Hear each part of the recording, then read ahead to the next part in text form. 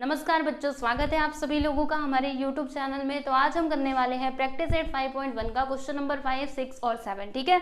और इसके पहले के जो क्वेश्चन है ऑलरेडी हम कंप्लीट कर चुके हैं अपने पिछली वीडियो में, तो उस वीडियो का लिंक ना डिस्क्रिप्शन में दिया गया है, वहां से जाकर के आप लोग पिछले वीडियो को देख सकते हो, ठीक है। तो चलो अभी क्वेश्चन नंबर 5 हम लोग देखते हैं। तो इसमें क्या लिखा हुआ है कि diagonals of a parallelogram intersect each other at point A, यानी कि हमारे पास क्या है, एक पैरेललोग्राम है जिसके डायगोनल्स क्या करते हैं, इंटरसेक्ट करते हैं। कहाँ पर? पॉइंट ओ पर। जैसे कि आप लोग देख सकते हो हमारे पास ये पैरेललोग्राम है ए बी सी डी, इसके डायगोनल्स कहाँ पे इंटरसेक्ट करते हैं, पॉइंट ओ पर, ठीक है।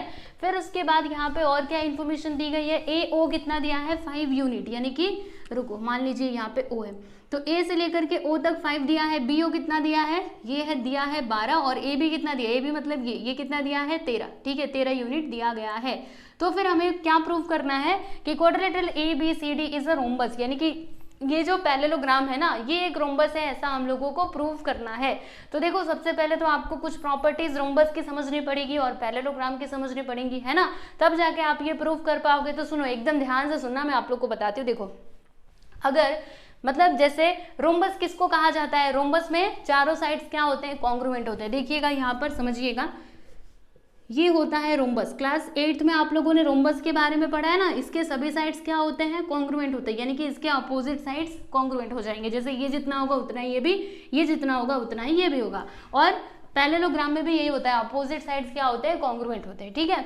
अब उसके बाद यहाँ पे एक और प्रॉपर्टी समझिएगा, इसके जो डायगोनल्स है ना वो क्या होते हैं, वो बाइसेक्टर तो होते हैं लेकिन उसके साथ ही परपेंडिकुलर भी होते हैं, यानी कि जो डायगोनल्स होते हैं रोम्बस के, diagonals of a rhombus are perpendicular bisector to each other. मतलब वो परपेंडिकुलर होने का मतलब क्या है कि यहाँ पर जहाँ पर भी वो मिलते हैं ना वहाँ पे 90 डिग्री का एंगल बनता है, यानी कि यहाँ पे 90 डिग्री का एंगल बनेगा, यहाँ पर भी और यहाँ पर भी, ठीक है। समझ रहे हो कि नहीं। लेकिन पैरेललोग्राम में ऐसा होता है क्या, कहीं पे मैंने आपको ये वाली प्रॉपर्टी बताई थी, नहीं बताई थी। पैरेललोग्राम में मैंने क्या बोला था कि उसके जो डायगोनल्स है ना वो एक दूसरे को बाइसेक्ट करते हैं लेकिन वो परपेंडिकुलर होते हैं क्या, नहीं होते हैं, ठीक है, जबकि रोम्बस में होते हैं। तो अगर हमने ऐसा ला दिया कि ये वाली फिगर में, यानी कि पैरेललोग्राम में इसमें जो दोनों डायगोनल्स है ना अगर वो परपेंडिकुलर हो गए, क्या हो गए, वो बाइसेक्टर तो ऑलरेडी है लेकिन अगर वो परपेंडिकुलर हो गए तो फिर हम बोल पाएंगे कि ये जो गिवन पैरेललोग्राम है ना ये क्या है, ये रोम्बस भी है, ठीक है। समझ में आ रहा है आप लोगों को। तो चलो अब ये कैसे प्रूव होगा आप लोग को बताती हूँ। सबसे पहले क्या करना होगा, गिवन लिखना होगा। तो यहाँ पे हम लिखेंगे गिवन में कि इन ये पैरेललोग्राम, ठीक है, in parallelogram A B C D, इसमें क्या क्या इन्फॉर्मेशन दी गई है, एओ कितना है 5 यूनिट, फिर बीओ कितना है 12 यूनिट, और जो ए बी है ना ये कितना है 13 यूनिट, ठीक है। हमें क्या प्रूव करना है, यहाँ पे लिखते हैं to prove, we have to prove that, क्या प्रूव करना है कि quadrilateral A B C D is a rhombus, is a rhombus. अब ये हम कैसे प्रूव करेंगे, ध्यान से समझिएगा। सिंपल है, हम लोग यहाँ पे पाइथागोरस थ्योरम जो होता है ना उसका कन्वर्स हम यूज करेंगे। पाइथागोरस थ्योरम क्या होता है, चलो आप लोग को बताती हूँ। जैसे मान लीजिए हमारे पास ये ट्राइंगल है, ठीक है, इस ट्राइंगल का नाम क्या ले, चलो यहाँ पे जो दिया गया ना वही हम नाम लेते हैं ए ओ बी। तो मैंने यहाँ पे लिखा ए ओ बी, ठीक है। तो देखो नॉर्मली मान लीजिए राइट एंगल ट्राइंगल है, ऐसा हमने कंसिडर कर लिया। तो अगर ये राइट एंगल ट्राइंगल है तो बाय पाइथागोरस थ्योरम हम क्या बोल सकते हैं कि ए बी का स्क्वायर किसके इक्वल है, a o square plus b o के स्क्वायर के इक्वल है, मतलब a o square plus o b के स्क्वायर के इक्वल है, ठीक है, ऐसा हम बोल सकते हैं बाय पाइथागोरस थ्योरम। अब इसका कन्वर्स क्या होगा, तो मान लीजिए कि हमारे पास ये ट्राइंगल दिया गया है और हमें नहीं पता कि ये कितना है, हम नहीं जानते कि इसमें जो एंगल है ना वो 90 डिग्री का है या फिर नहीं है, लेकिन हमें साइड्स के बारे में पता है कि ये वाला जो साइड है ये है 13, ये कितना है 5 और ये कितना है 12, ओके। तो अगर यहाँ पे ऐसा आ गया, यानी कि जो ए बी का स्क्वायर है वो किसके इक्वल आ गया, a o square plus o b square के इक्वल आ गया, तो फिर हम बोल पाएंगे कौन से थ्योरम से, by converse of Pythagoras theorem से हम ये बोल पाएंगे कि ये जो गिवन ट्राइंगल है ना ये क्या हो जाएगा, राइट एंगल ट्राइंगल हो जाएगा। मतलब यहाँ पे कितने डिग्री का एंगल बनेगा, 90 डिग्री का एंगल बनेगा, है ना।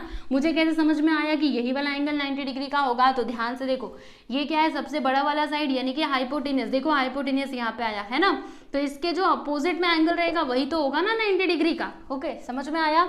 तो ये होता है उसका कन्वर्स, इसी का हम लोग यूज करने वाले हैं और यहाँ पर इसको रोम्बस हम प्रूव करने वाले हैं। ठीक है, तो चलो सबसे पहले यहाँ पे हम लिखते हैं कि छोटू वाला ट्राइंगल ले लेते हैं, ये वाला ट्राइंगल।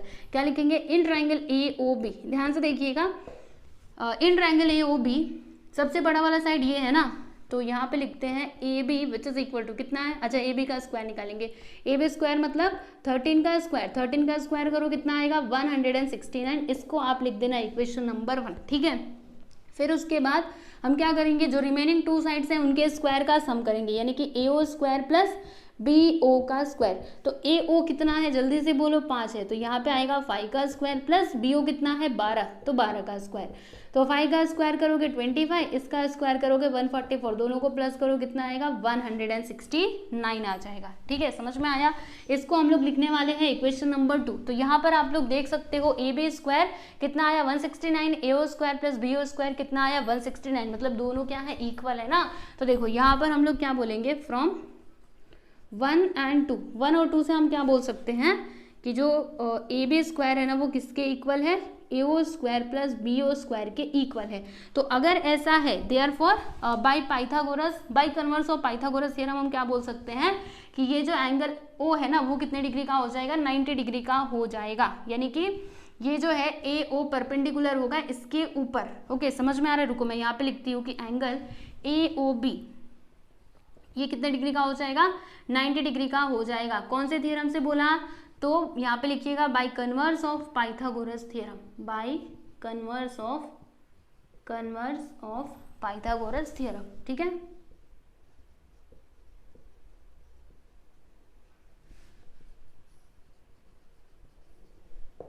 चलिए अब इसके आगे का आप लोगों को बताती हूँ। तो यहाँ पे देखो ये वाला जो एंगल है ना वो कितने डिग्री का आ गया? 90 डिग्री का आ गया। तो अगर ये 90 डिग्री का तो ये भी 90 डिग्री का ही होगा, बराबर। ये भी 90, ये भी कितना होगा? 90 होगा। यानी हम क्या बोल सकते हैं कि ये जो AC है ना ये परपेंडिकुलर है किसके ऊपर? BD के ऊपर, है ना। देखो 90 डिग्री एंगल बनने का मतलब क्या है कि ये एक दूसरे के क्या है? परपेंडिकुलर है। तो यहाँ पर हम क्या बोल सकते हैं कि therefore AC is perpendicular to BD। ठीक है, तो ये क्या हो गया? परपेंडिकुलर आ गया। और ध्यान से सुनना, वो पैरेललोग्राम जिसके डायगोनल्स क्या हो? परपेंडिकुलर टू ईच अदर, यानी अगर वो परपेंडिकुलर हो तो फिर हम बोल सकते हैं कि वो पैरेललोग्राम क्या है? रोम्बस है। ठीक है, चलो यहाँ पे लिखिएगा वो पूरा स्टेटमेंट। अ पैरेललोग्राम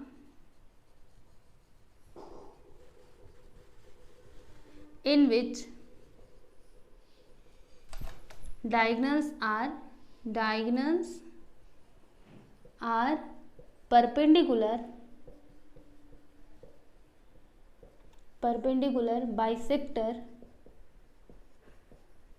परपेंडिकुलर के साथ साथ बाइसेक्टर भी होने चाहिए ना, perpendicular bisector of each other is rhombus. ठीक है,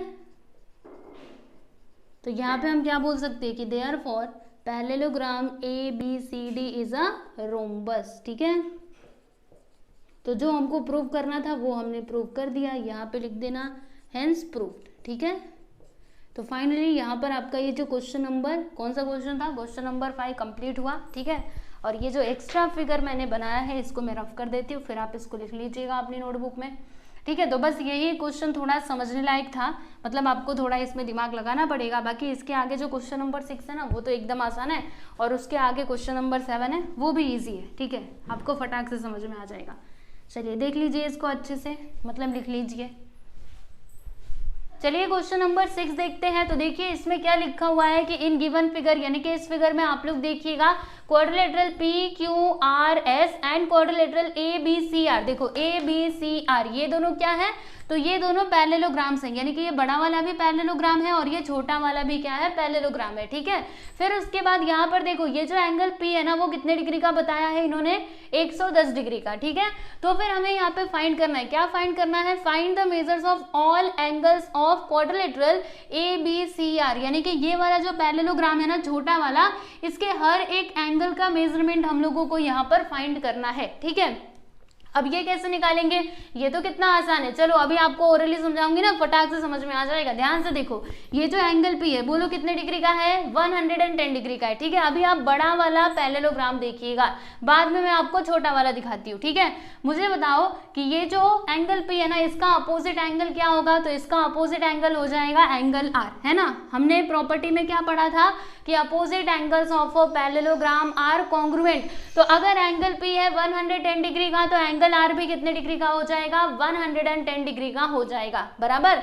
तो ये कितना होगा, जल्दी से बोलिए, 110 डिग्री। इतनी बातें समझ में आई। चलो अब ये छोटे वाले पैरेललोग्राम में आप लोग आ जाइए। एंगल आर का अपोजिट एंगल क्या होगा, एंगल बी। तो अगर ये 110 है तो ये कितना हो जाएगा, ये भी 110 हो जाएगा। ठीक है, तो हमने छोटे वाले पैरेललोग्राम में यानी कि इसमें हमने एंगल भी बता दिया, एंगल आर बता दिया। अब ये दोनों एंगल्स बचे हुए हैं, तो इन दोनों एंगल्स में से अगर किसी एक एंगल का मेजरमेंट हमको मिल गया तो दूसरे वाले का भी मिल जाएगा, है ना। तो यहाँ पर हम लोग कौन सी प्रॉपर्टी लगाएंगे, एडजेसेंट एंगल्स वाली। क्या सीखा था हमने, adjacent angles of a parallelogram are supplementary, यानी कि ये दोनों एंगल्स को ले लेंगे। Angle A plus angle R कितना होगा, 180 डिग्री, है ना। और जो हमें इक्वेशन मिलेगा जब हम उसको सॉल्व करेंगे तो हमें एंगल ए मिल जाएगा, और एंगल ए जितना होगा उतना ही एंगल सी भी होगा। तो बताइए एंगल ए कितना आएगा, अगर ये 110 है तो ये कितना होगा, 70 होगा, तभी तो दोनों मिलाकर के 180 हो जाएंगे ना। अगर ये 70 है तो फिर इसके सामने वाला भी कितना हो जाएगा स्टूडेंट, 70 हो जाएगा। ठीक है, तो देख लीजिए हमने इसको ओरली ही सॉल्व कर दिया। अब बस यहाँ पे लिख करके बताना है, तो कैसे लिखा जाएगा, चलिए आपको समझाती हूँ। यहाँ पे लिखेंगे हम लोग सॉल्यूशन, है ना। यहाँ पे हम बोलते हैं कि इन पैरेललोग्राम PQRS, ठीक है। तो इस पैरेललोग्राम में जो एंगल P है ना वो कितने डिग्री का है, 110 डिग्री का है। ठीक है, तो देखो इसके अपोजिट में एंगल R है ना, तो मैं यहाँ पर क्या बोल सकती हूँ, angle R which is equal to क्या होगा, एंगल P। और ये दोनों एंगल्स कितने डिग्री के हो जाएंगे, 180 डिग्री के हो जाएंगे, है ना। ये ऑलरेडी मतलब क्वेश्चन में दिया गया है, तो यहाँ पे लिखिएगा गिवन। ठीक है, तो यहाँ पर देखो ये हमने कैसे लिखा, तो हमने वो प्रॉपर्टी क्या यूज किया, कौन सी property, opposite angles of a parallelogram are congruent, opposite angles of a parallelogram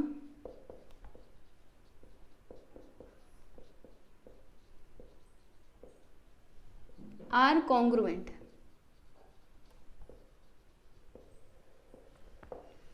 ठीक है, तो एंगल आर हमको मिल चुका है ना। यहाँ पर देखो, रुको एक काम करते हैं, अच्छे से थोड़ा लिखते हैं। ये हो जाएगा 110 डिग्री का, है ना। इसको आप लोग एक काम करो, इक्वेशन नंबर 1 करके लिखो, अगर हमें आगे इसकी जरूरत पड़ी तो यूज उसका कर सकते हैं। ठीक है, अब उसके बाद हम ये छोटू वाला पैरेललोग्राम ले लेंगे। तो यहाँ पे हम लिखते हैं कि इन पैरेललोग्राम, कौन सा पैरेललोग्राम है, ABCR। इन पैरेललोग्राम ABCR में देखिएगा जो एंगल आर है ना वो कितने डिग्री का है, 110 डिग्री का है। कहाँ से लिखा हमने, इक्वेशन नंबर 1 से, यहाँ पे बता दीजिएगा फ्रॉम 1। ठीक है, अब मुझे एक बात बताओ, अगर एंगल आर 110 डिग्री का है तो एंगल बी भी कितने डिग्री का हो जाएगा, 110 डिग्री का।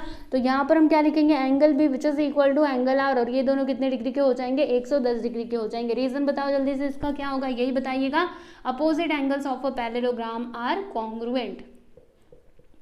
Opposite angles of a parallelogram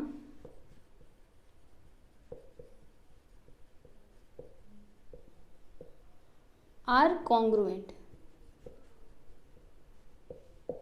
ठीक है, अब उसके बाद क्या होगा, ये दोनों एंगल्स तो हमको मिल चुके हैं। अभी ध्यान से सुनिएगा, angle A plus angle R अगर मैं इसमें करूं तो फिर कितने डिग्री का हो जाएगा, 180 डिग्री का। तो यहाँ पर मैं क्या लिखूंगी, यहाँ पे हम लिखते हैं कि and angle A plus angle R दोनों मिलाकर के कितना होगा, 180 डिग्री। अब इसका रीजन क्या बताओगे, तो यहाँ पे आपको लिखना होगा adjacent angles of a parallelogram are supplementary. ठीक है, सारे जो प्रॉपर्टीज मैंने आप लोगों को बताई थी ना उसको याद कर लो अच्छे तरीके से। Adjacent angles of a parallelogram,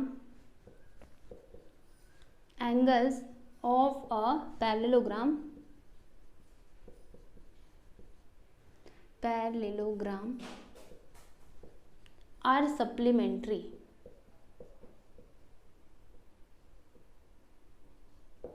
ठीक है, समझ में आया। तो देखिएगा एंगल ए हमें नहीं पता, लेकिन एंगल आर तो हम जानते हैं ना वो कितने डिग्री का है, 110 विच is equal to 180।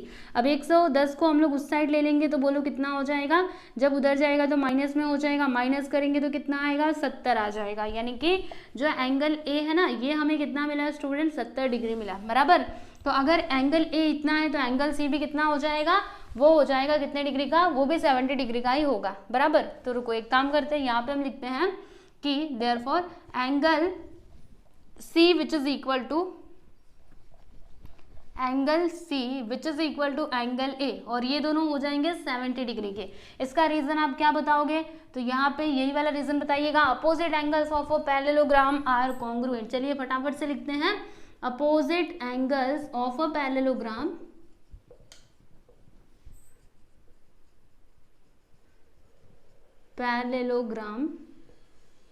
Are congruent. ठीक है, समझ में आया आप लोगों को, यहाँ पे लिख दीजिएगा कॉन्ग्रुएंट। ओके,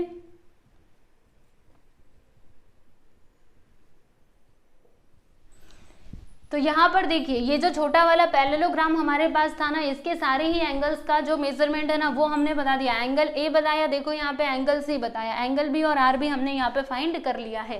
ठीक है, तो लास्ट में आप लोग आंसर लिख सकते हो।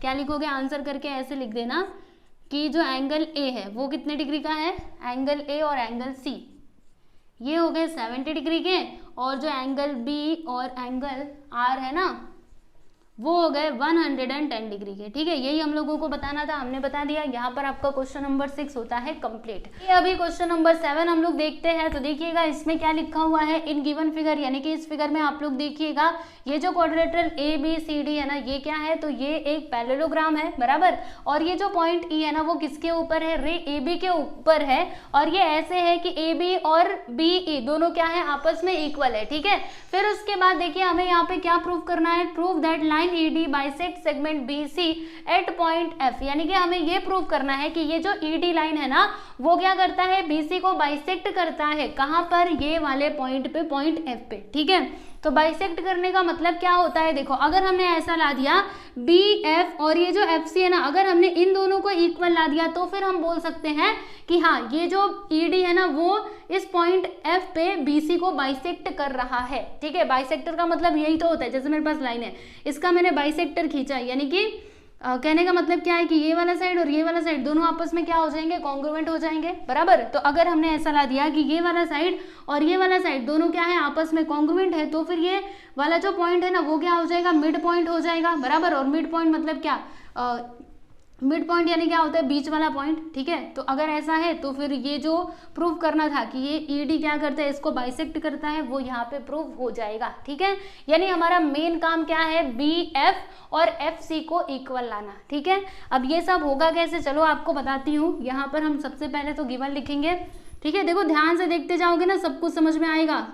आप बस देखो, यहाँ पे हम क्या बोलेंगे कि quadrilateral ABCD is a parallelogram, बराबर। ABCD इज अ पैरेललोग्राम, ये एक पैरेललोग्राम है। ठीक,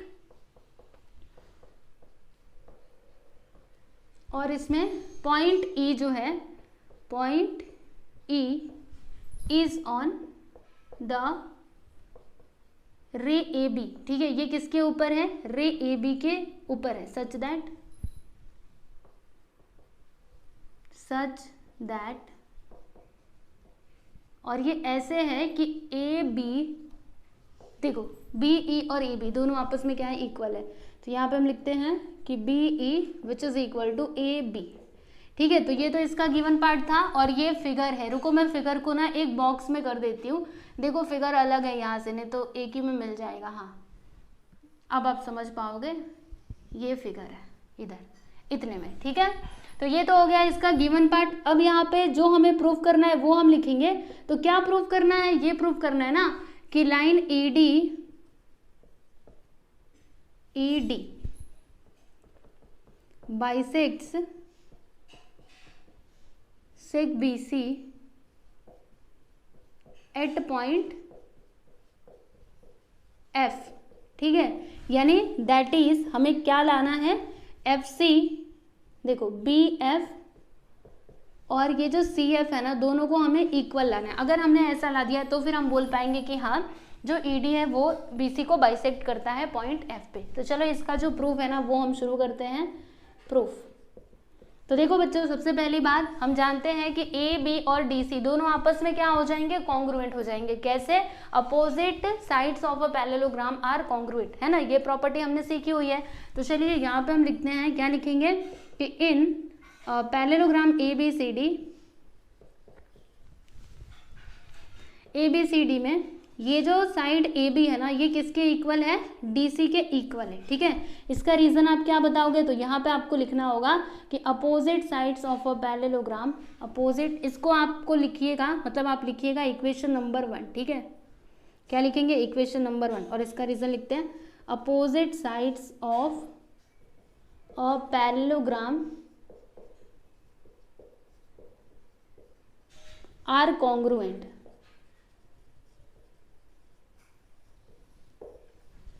ठीक है, समझ में आया। उसके बाद देखो यहाँ पे क्वेश्चन में क्या दिया गया था कि बी ई और ए बी दोनों आपस में क्या है? इक्वल है। तो मैंने यहाँ पे क्या लिखा? A B which is equal to क्या है? बी ई है, बराबर। ये इसको हम लिखेंगे इक्वेशन नंबर 2। और क्या ये हमने अपने मन से लिखा? नहीं नहीं, ये तो गिवन में था, है ना। तो यहाँ पे इसका रीजन आप लोग बता दीजिएगा गिवन। ये सब कुछ मैं क्यों लिख रही हूँ? क्योंकि इन दोनों की जरूरत अभी हमको आगे पड़ेगी, बस आप देखते जाओ, ठीक है। अभी हम क्या करेंगे ना, ये दोनों ट्राइंगल्स लेंगे, ध्यान से सुनिएगा, ये वाला ट्राइंगल और ये वाला ट्राइंगल, ठीक है। और इन दोनों ट्राइंगल्स को हम लोग कॉन्ग्रुएंट लाने वाले हैं। क्या लाने वाले हैं? कॉन्ग्रुएंट लाने वाले हैं। और अगर ये दोनों ट्राइंगल्स अगर एक बार कॉन्ग्रुएंट आ गए तो फिर बी एफ और ये जो एफ सी है ना, ये दोनों भी आपस में कॉन्ग्रुएंट हो जाएंगे, क्योंकि हम जानते हैं कि जो करस्पॉन्डिंग साइड्स होते हैं कॉन्ग्रुएंट ट्राइंगल्स के, वो क्या होते हैं? कॉन्ग्रुएंट होते हैं, ठीक है। तो अगर ये आ गया फिर ये प्रूव हो जाएगा। तो चलो अभी यहाँ पर हम क्या लिखेंगे कि इन ट्राइंगल, इसका नाम कैसे लिखोगे? DFC एंड ट्राइंगल, कौन सा ट्राइंगल? BFC।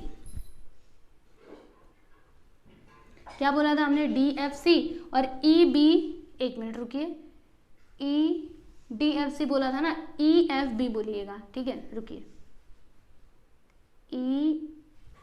EFB, ठीक। अब इन दोनों ट्राइंगल्स में आप लोग देखते जाइएगा, यहाँ पर देखिए DFC और EFB में क्या क्या इक्वल हो सकता है? पहला तो ये DC जो है ना, वो BE के इक्वल होगा। कैसे इक्वल होगा? यहाँ पर देखो, AB किसके इक्वल है? DC के। AB किसके इक्वल है? BE के। दोनों में क्या है? इस साइड क्या है? AB है ना। अगर AB इसके इक्वल है और AB BE के इक्वल है, तो ये दोनों भी आपस में क्या हो जाएंगे? इक्वल हो जाएंगे, यानी कि DC और BE दोनों आपस में क्या हो जाएंगे? कॉन्ग्रुएंट होंगे ना। तो यहाँ पर देखो मैं क्या लिखने वाली हूँ, इस वाले ट्राइंगल में से मैंने DC ले लिया और इस वाले ट्राइंगल में से मैंने क्या ले लिया? BE ले लिया, और ये दोनों को आपस में मैंने कॉन्ग्रुएंट दिखा दिया। कहाँ से दिखाया? इक्वेशन नंबर 1 और 2 से। समझ रहे हो कि नहीं? DC और BE को मैंने यहाँ पे कॉन्ग्रुएंट दिखा दिया। इसका रीजन बताओ, फ्रॉम 1 and 2, ठीक है। चलो एक तो हो गया। उसके बाद यहाँ पे किसी एंगल्स को हम लोग कॉन्ग्रुएंट बता सकते हैं क्या? तो देखो, एक तो ये वाला एंगल हम कॉन्ग्रुएंट बता सकते हैं, इस वाले ट्राइंगल में ये वाला और इस वाले ट्राइंगल में ये वाला, ठीक है। ये दोनों आपस में कॉन्ग्रुएंट क्यों होंगे? क्योंकि ये दोनों क्या है? वर्टिकली अपोजिट एंगल्स है। वर्टिकली अपोजिट एंगल्स क्या होते हैं? कॉन्ग्रुएंट होते हैं ना। इसीलिए इस वाले ट्राइंगल में ये वाला एंगल और ये वाले में ये वाला एंगल, दोनों आपस में क्या हो जाएंगे? कॉन्ग्रुएंट हो जाएंगे। तो चलो यहाँ पे हम लिखते हैं, क्या लिखेंगे? Angle DFC which is congruent to angle EFB, ठीक है। इसका रीजन आप क्या बताओगे? यहाँ पे लिखिएगा वर्टिकली अपोजिट एंगल्स।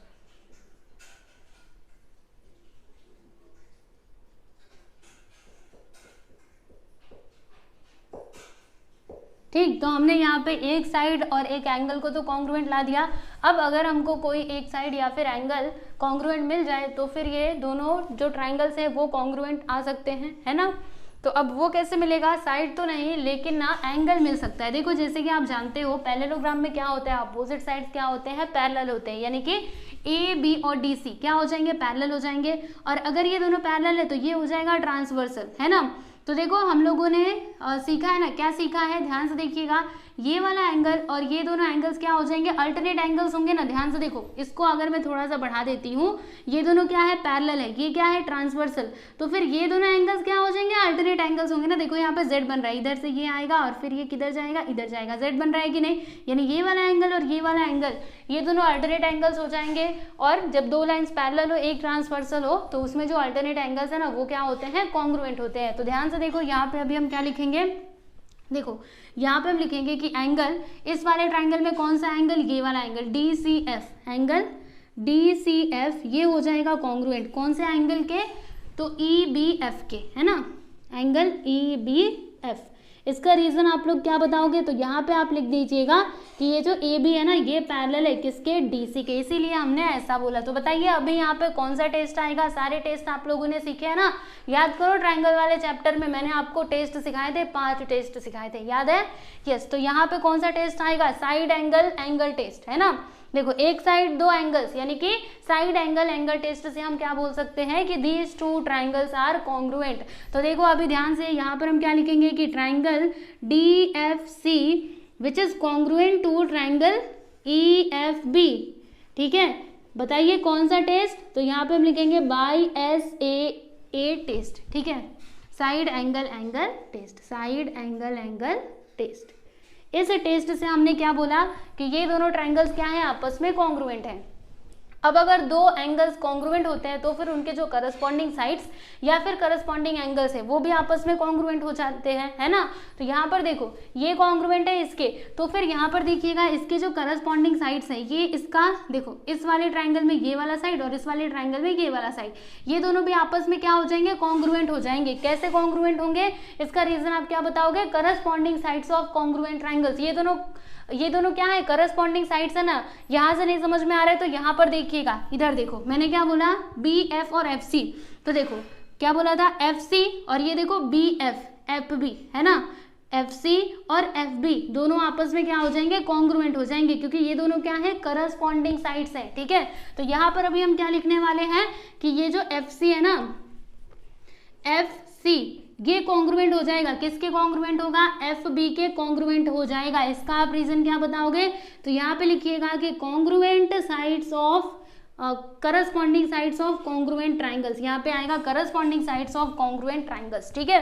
तो अगर ऐसा है FC और FB, देखो FC और FB अगर ये दोनों कॉन्ग्रुएंट हैं तो फिर ये जो पॉइंट F है ना ये क्या हो जाएगा, मिड पॉइंट, यानी हमने प्रूव कर दिया कि ये जो ED है ना वो क्या करता है, BC को बाइसेक्ट करता है एट पॉइंट F, ठीक है।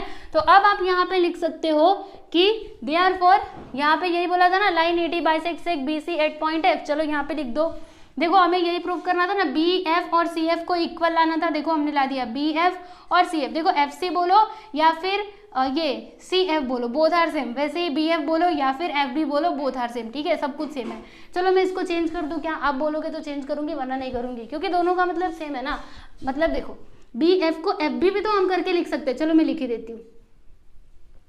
यहाँ पे मैं लिख दूंगी FB ये इक्वल किसके, FC के, ठीक है। अभी लास्ट में यहाँ पे आप क्या लिखोगे कि देयरफॉर लाइन ED, यहाँ पे पूरा लिख दो, line ED bisects sec BC at point F, ठीक है, हेंस प्रूव्ड, यहाँ पे लिख देना हेंस प्रूव्ड। यस, तो फाइनली आपका ये जो क्वेश्चन नंबर 7 है ना ये कंप्लीट हुआ, ठीक है। तो आप लोग अच्छे से इसको समझिएगा, अगर एक बार में नहीं समझते हैं दोबारा से देखो इस वीडियो को, समझ में आएगा, इतना भी डिफिकल्ट नहीं है। देखो करने का क्या है, बस इन दोनों ट्राइंगल्स को कॉन्ग्रुएंट लाओ, ठीक है, और फिर उसके बाद इन दोनों को बोलो कि ये दोनों कॉन्ग्रुएंट है और फिर जो प्रूव करना है वो तो हो ही जाएगा, ओके। तो फाइनली आपका ये जो प्रैक्टिस सेट 5.1 है यहाँ पे कंप्लीट होता है। और अगर आपको प्रैक्टिस सेट के PDF फाइल चाहिए, यानी कि क्वेश्चन जो भी मैं आपको सॉल्व करवाती हूँ अगर उसके सॉल्यूशंस आपको PDF के फॉर्म में चाहिए तो आप लोग टेलीग्राम चैनल से जुड़ जाइएगा, वहाँ पे सारे जो भी मतलब ये क्वेश्चंस प्रैक्टिस सेट के क्वेश्चंस है ना उसके PDF अवेलेबल है, ठीक है। और बाकी कुछ भी डाउट रहता है तो मुझसे आप पूछ सकते हैं। और अभी हम यहीं पे रुकते हैं, मिलेंगे नेक्स्ट वीडियो में अगले प्रैक्टिस सेट के साथ, ठीक है। चलो गुड बाय एवरीवन।